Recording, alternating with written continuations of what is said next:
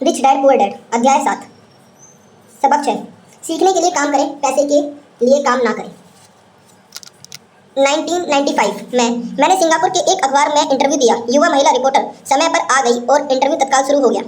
हम एक आलीशान होटल की लॉबी में कॉफ़ी की चुस्कियां लगा रहे थे और मेरी सिंगापुर यात्रा के उद्देश्य पर चर्चा कर रहे थे। मैं प्लेटफॉर्म पर जिग जिगल के साथ बैठने वाला था। वे प्रेरणा पर चर्चा करने वाले थे और मैं अमीर के रहस्य पर बोलने वाला था। एक दिन मैं भी आपकी तरह बेस्ट सेलिंग लेखक बनना चाहती हूँ, उस महिला ने कहा। मैंने उनके कई लेख पढ़े थे और मैं उनसे प्रभावित हुआ था। उसकी लेखन शैली दमदार और स्पष्ट थी। उसके लेखों में पाठकों की रुचि जगाने की क्षमता थी। आपकी शैली बहुत बढ़िया है, मैंने जवाब में कहा। कौन सी चीज़ आपको अपने सपनों को हकीकत में बदलने से रोक रही है? मेरे काम कहीं का कहीं जाता है, उसने शांतिपूर्वक कहा। हर आदमी कहता है कि मेरे उपन्यास बढ़िया हैं, परंतु कुछ नहीं होता, इसलिए मैं अखबार के लिए काम कर रही हूँ। कम से कम इससे मेरा खर्च तो चल जाता है। क्या आप इस बारे में कोई सुझाव देना चाहोगे? हाँ बिल्कुल, मैंने उत्साह से कहा। सिंगापुर में मेरा दोस्त है, वह एक स्कूल चलाता है जहाँ लोगों को बिक्री संबंधी प्रशिक्षण दिया जाता है। वह सिंगापुर में कई चोटी के कॉरपोरेशन के लिए सेलिंग ट्रेनिंग कोर्स चलाता है और मैं समझता हूँ कि उसके कोर्स में शामिल होने से आपका कैरियर बहुत ज़्यादा विकसित हो जाएगा। उसका शरीर सख्त हो गया।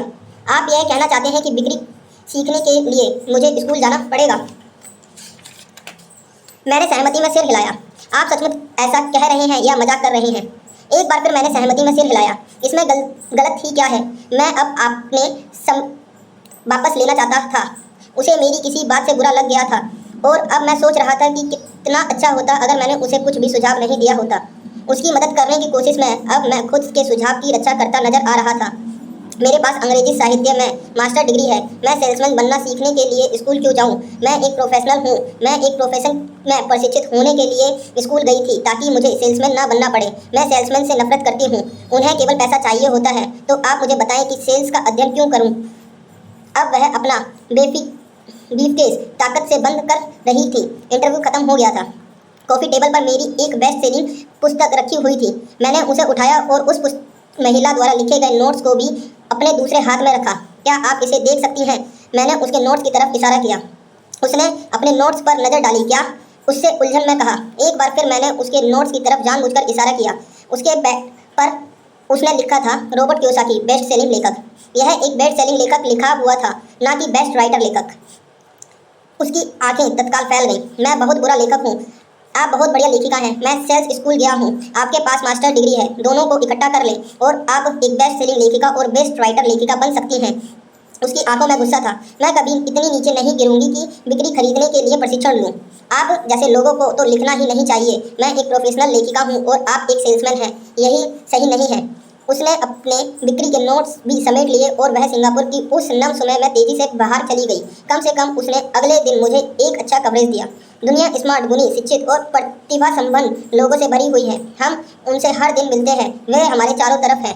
कुछ दिनों पहले मेरी कार में कुछ गड़बड़ आ गई थी। मैं एक गैराज में गया और युवा मैकेनिक ने उसे कुछ मिनटों में ही ठीक कर दिया। इंजन की आवाज़ सुनकर ही उसे समझ आ गया था कि गड़बड़ कहाँ थी। मैं हैरान था। दुखद सच तो यह है कि प्रतिभा ही पर्याप्त नहीं होती। मुझे लगातार यह देख कर झटका लगता है कि प्रतिभा संबंध लोग कितना कम कमा पाते हैं। मैंने अभी हाल ही में सुना है कि 5% से भी कम अमेरिकी एक साल में $1 लाख से ज़्यादा कमा पाते हैं। मैं ऐसे प्रतिभाशाली और उच्च शिक्षित लोगों से मिला हूं जो एक साल में $20,000 से भी कम कमा पाते हैं। मेडिकल व्यवसाय में विशेषज्ञता रखने वाले एक व्यावसायिक सलाहकार मुझे बता रहा था कि कितने डॉक्टर, दंत चिकित्सा और दूसरे लोग पैसे की समस्या से जूझ रहे हैं और मेरी सोच यह थी कि वह एक बार डॉक्टर बनने के बाद तो पैसा उनके घर बरसने लगता है। इस व्यावसायिक सलाह ने मुझे एक बढ़िया वाक्य दिया। वे भारी दौलत से सिर्फ एक दक्षता दूर हैं। इस वाक्य का यह मतलब है कि ज़्यादातर लोगों को केवल एक और दक्षता सिखाने की ज़रूरत होती है और इसके बाद उनकी आमदनी अपने आप बहुत ज़्यादा बढ़ जाएगी। मैं यह पहले ही बता चुका हूँ कि फाइनेंशियल बुद्धि, अकाउंटिंग, निवेश, मार्केटिंग और कानून का समन्वय है। इन 4 तकनीकी दक्षताओं को मिला दें और पैसे से पैसा बनना ज़्यादा आसान हो जाएगा। जब पैसे की बात आती है तो ज़्यादातर लोगों में केवल ज़्यादा कड़ी मेहनत करने की दक्षता होती है। दक्षताओं के समन्वय का एक अच्छा उदाहरण अखबार की उस रिपोर्टर का है। अगर वह सेल्स और मार्केटिंग के क्षेत्र में दक्षता हासिल कर ले तो उसकी आमदनी हवा से बातें कर रह सकती है। अगर मैं उसकी जगह होता तो मैं एडवर्टाइज, कॉपीराइट और सेल्स के कोर्स में शामिल हो जाता। फिर अखबार में काम करने के बजाय मैंने किसी एडवर्टाइज एजेंसी में नौकरी खोजी होती। चाहे इस काम में वेतन कम भी मिलता, परंतु इससे यह सीख जाती कि सफल एडवर्टाइज में प्रयुक्त होने वाले शॉर्टकट का प्रयोग किस तरह होता है। उसे अपना कुछ समय जनसंपर्क में भी देना होता, जो एक महत्वपूर्ण दक्षता है। वह यह भी सीखती कि मुख्य प्रचार में किस तरह लाखों कमाए जाते हैं। फिर रातों में और सप्ताहों में वह अपना महान उपन्यास पूरा कर सकती थी। जब वह पूरा हो जाता तो वह अपनी पुस्तक को बेचने के लिए ज़्यादा अच्छी स्थिति में होती। फिर कुछ ही समय में वह एक बेस्ट सेलिंग लेखिका हो सकती थी। जब मैंने अपनी पहली पुस्तक if you want to be rich and happy don't go to school छपवाई, तो एक प्रकाशक ने यह सुझाव दिया कि मैं शीर्षक को बदलकर द इकोनॉमिक्स ऑफ एजुकेशन कर दूं। मैंने प्रकाशन से साफ यह कह दिया कि इस तरह के शीर्षक से पुस्तक की कुल 2 प्रतियां ही बिकेंगी। एक तो मेरा परिवार खरीदेगा और दूसरा मेरा सबसे अच्छा दोस्त। दिक्कत यह है कि वे दोनों ही इसे मुफ्त में पाने की आशा करेंगे। If you want to be rich and happy don't go to school शीर्षक को जानबूझकर चुटीला बनाया गया था, क्योंकि मैं जानता था कि ऐसा करने से इसे अत्यधिक प्रचार मिल जाएगा। मैं शिक्षा का समर्थन हूँ और शिक्षा के सुधार में विश्वास करता हूँ, अन्यथा मैं अपने पुरातनपंथी शिक्षा तंत्र को बदलने की बार बार मांग क्यों करता। इसलिए मैंने एक ऐसा टाइटल चुना जो टीवी और रेडियो शो पर ज़्यादा प्रसारित हो सकता था, सिर्फ इसलिए क्योंकि मैं विवाद स्पर्धी होने से नहीं डरता। कई लोगों का विचार था कि मैं कई फूड फेक था, परंतु पुस्तक बिक्री और बहुत बिकी। जब मैं यूएस मर्चेंट मरीन एकेडमी से 1959 में ग्रेजुएट हुआ तो मेरे पढ़े लिखे डैडी खुश हुए। स्टैंडर्ड ऑयल ऑफ कैलिफोर्निया ने मुझे अपने ऑयल टैंकर फ्लीट में काम दे दिया।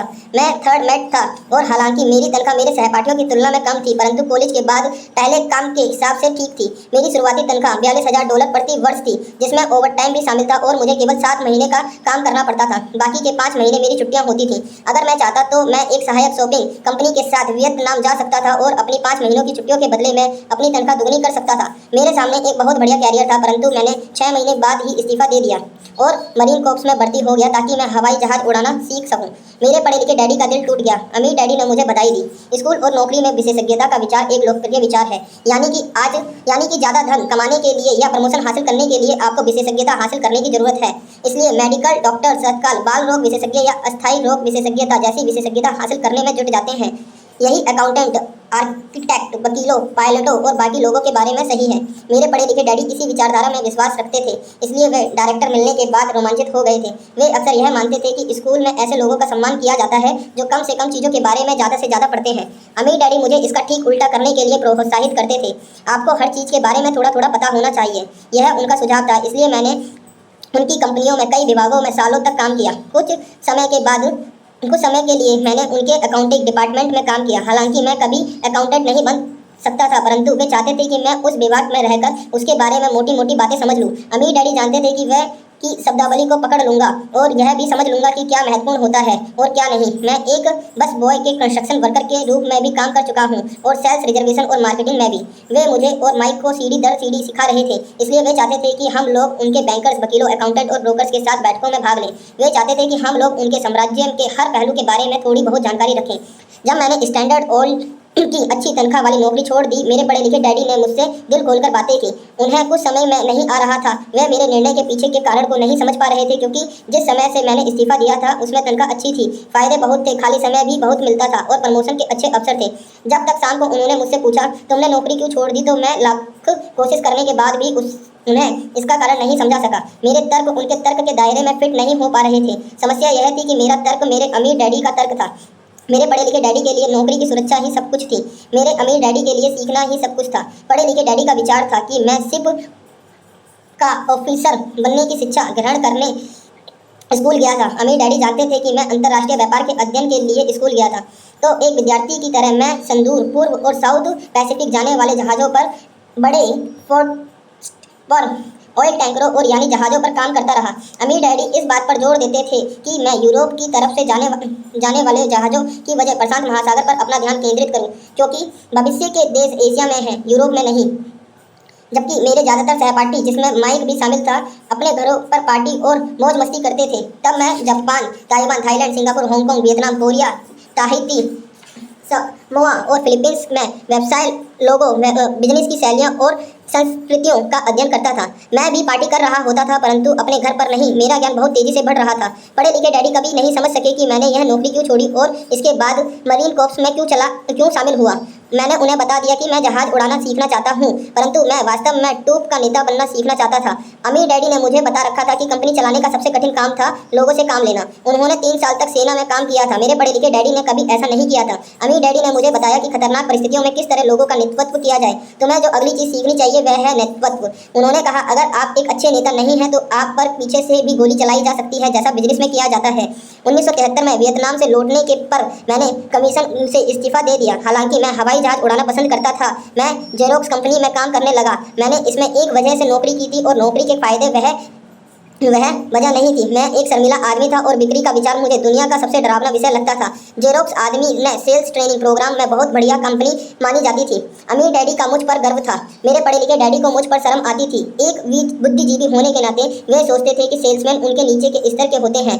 मैंने जेरोक्स में 4 साल तक काम किया, जब तक कि मुझे दरवाजे खटखटाने और आविष्कार कर दिए जाने के डर से मुक्ति नहीं मिल गई थी। एक बार मैं विक्रिय में चोटी के 5 लोगों में लगातार आने लगा तो मैंने एक बार फिर इस्तीफा दे दिया और आगे बढ़ गया। एक बार फिर मैंने एक अच्छी खासी कंपनी के साथ अपना बढ़िया कैरियर छोड़ दिया था। 1977 में मैंने अपनी पहली कंपनी खोली। अमीर डैडी ने मुझे और माइक को कंपनी चलाने का प्रशिक्षण दे रखा था, तो अब मुझे उन्हें स्थापित करना ही सीखना था। मेरा पहला उत्पाद था नायलॉन और वेलोको का वॉलेट, जो फार ईस्ट में बनता था और समुद्री जहाज़ों से न्यूयॉर्क में एक वेयर हाउस तक आता था। मेरी औपचारिकता शिक्षा पूरी हो चुकी थी और अब मेरे पंखों की मजबूती की परीक्षा का समय आ गया था। अगर अब मैं असफल होता तो मैं दिवालिया हो गया होता। अमीर डैडी का मानना था कि 30 सालों के पहले दिवालिया होना सबसे अच्छा होता है। मेरे पास संभालने का मौका होता है, आपके पास संभलने का मौका होता है। उनकी सलाह थी। मेरे 30वें जन्मदिन की शाम को मेरा पहला शिपमेंट कोरिया से न्यूयॉर्क के लिए रवाना हुआ। आज मैं अंतर्राष्ट्रीय स्तर पर बिजनेस करता हूं और जैसा मेरे अमीर डैडी मुझे प्रोत्साहित किया करते थे, मैं विकासशील देशों पर ध्यान केंद्रित करता हूं। आज मेरी निवेश कंपनी दक्षिण कोरिया, एशिया, अमेरिका, नॉर्वे और रूस में निवेश करती है। एक कहावत है जो एक संक्षिप्त रूप है जस्ट ओवर ब्रोक का, और दुर्भाग्य से यह करोड़ों लोगों के लिए सही साबित होता है। क्योंकि स्कूल यह नहीं समझाता कि फाइनेंशियल बुद्धि भी बुद्धि का एक रूप है, इसलिए ज़्यादातर कर्मचारी या मजदूर अपने साधनों के भीतर रह जाते हैं। वह मेहनत करते हैं और अपने बिल चुकाते हैं। एक और डरावनी मैनेजमेंट थ्योरी है। काम करने वाले इसलिए कड़ी मेहनत करते हैं ताकि उन्हें नौकरी से ना निकाल दिया जाए, और मालिक उन्हें केवल इतना ही देता है ताकि काम करने वाले छोड़कर ना चले जाएं। और अगर आप ज़्यादातर कंपनियों की तनख्वाह देखेंगे तो आप पाएंगे कि इस बात में थोड़ी थोड़ी सच्चाई तो है। इसका कुल परिणाम यह होता है कि ज़्यादातर कर्मचारी आगे नहीं बढ़ पाते। वे वही करते हैं जो उन्हें सिखाया जाता है। सुरक्षित नौकरी खोज लो। ज़्यादातर काम करने वाले कम समय में पुरस्कार जैसा वेतन और दूसरे फायदों के लिए काम करते हैं, परंतु दीर्घकालीन दृष्टि से यह उनके लिए घाटे का सौदा साबित होता है। इसकी वजह मैं युवा लोगों को यही सलाह दूंगा कि नौकरी खोजते समय वे इस बात पर कम ध्यान दें कि वे कितना कमा रहे हैं और इस बात पर ज़्यादा ध्यान दें कि वे कितना सीख रहे हैं। रास्ते पर आने की तरफ देखकर यह तय करें कि किसी खास प्रोफेशन को चुनने के पहले और चूहादौड़ में फंसने के पहले वे कितनी दक्षताओं में पारंगत होना चाहते हैं। एक बार लोग बिल चुकाने की आजीवन प्रक्रिया में फंस जाते हैं तो वे छोटे हैमस्टर्स की तरह धातु के छोटे पहियों के चारों तरफ घूमते रहते हैं। उनके छोटे पैर तेजी से घूमते हैं, पहिए भी तेजी से घूमते हैं, परंतु आने वाले कल में भी वे उसी पिंजरे में रहेंगे। नौकरी। जेरी मैगवायर फिल्म में टॉम क्रूज का बहुत बढ़िया रोल था और इस फिल्म में कई बहुत जोरदार संवाद थे। शायद सबसे यादगार लाइन थी, मुझे पैसा दिखाओ, परंतु यह और लाइन थी जो मेरे हिसाब से ज़्यादा सच्ची थी। यह उस दृश्य में थी जहाँ टॉम क्रूज फॉर्म छोड़कर जा रहा है। उसे नौकरी से निकाल दिया गया है और वह पूरी कंपनी से पूछता है, मेरे साथ कौन आना चाहता है? और सब लोग मौन और स्तंभ हैं। केवल एक औरत बोलती है, मैं आना चाहती हूँ, परंतु मेरा 3 महीने में प्रमोशन होने वाला है। यह वाक्य शायद पूरी फिल्म को सबसे सच्चा व्यक्त है। यह उस तरह का व्यक्ति है जो बिल चुकाने के लिए मेहनत करने वाले लोग हमेशा इस्तेमाल करते हैं।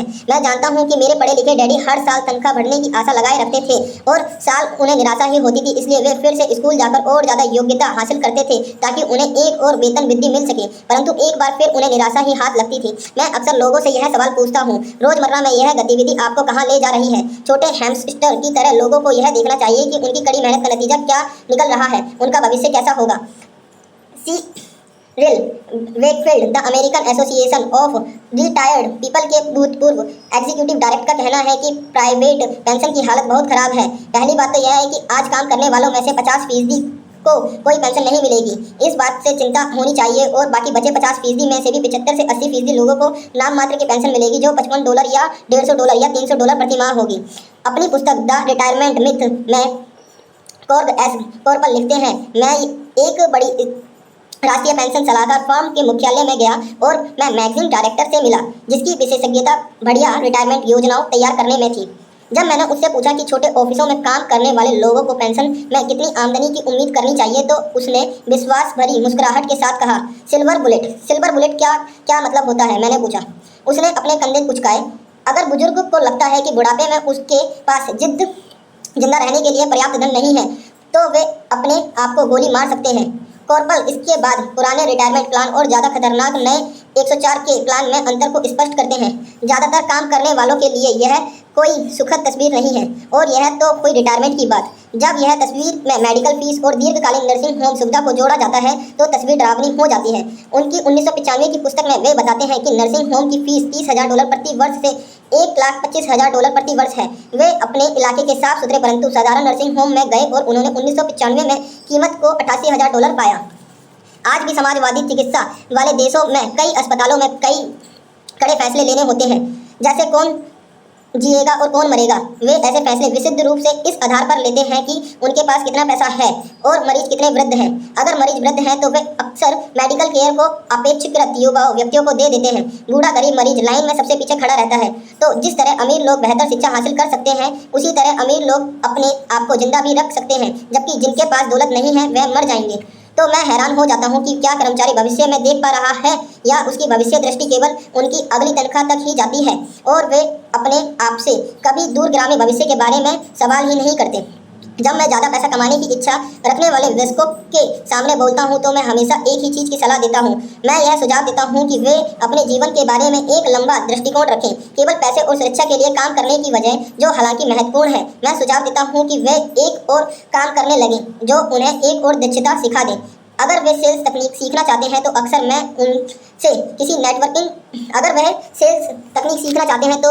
मैं उनसे किसी नेटवर्क मार्केटिंग कंपनी में शामिल हो जाने के लिए कहता हूं, जिसे मल्टी लेवल मार्केटिंग भी कहा जाता है।